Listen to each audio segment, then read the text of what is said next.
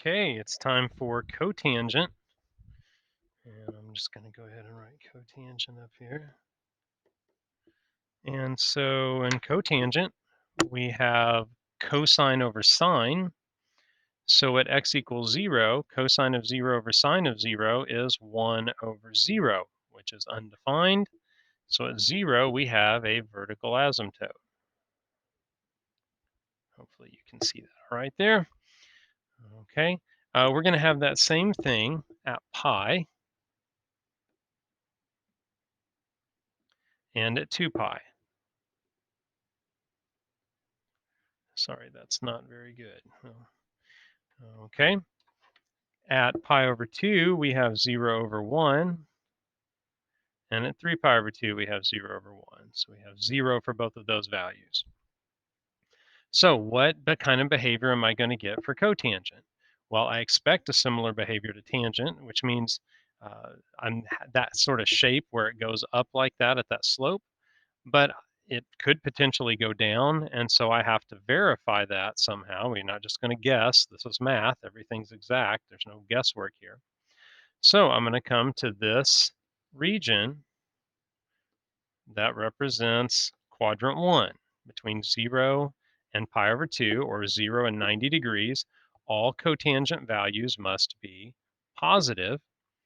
So that means I can't graph this like I was graphing tangent. Tangent, if I'm between these two asymptotes, would come from the negative up and through the positive.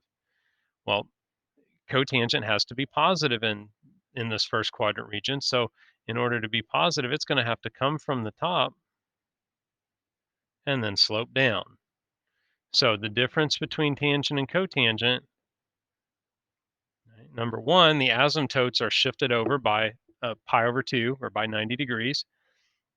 The second thing is whereas tangent goes up as it goes across, cotangent goes down as it goes across. Now, you don't have to memorize which one goes up and which one goes down. Please don't try to memorize that. What you want to memorize, what you want to think about, is that first off, I can get the asymptotes based on the sine over cosine or cosine over sine, depending if I'm doing tangent or cotangent. So you get your asymptotes located. Secondly, you figure out whether you're going up or going down based on what's happening in quadrant 1. This is the key.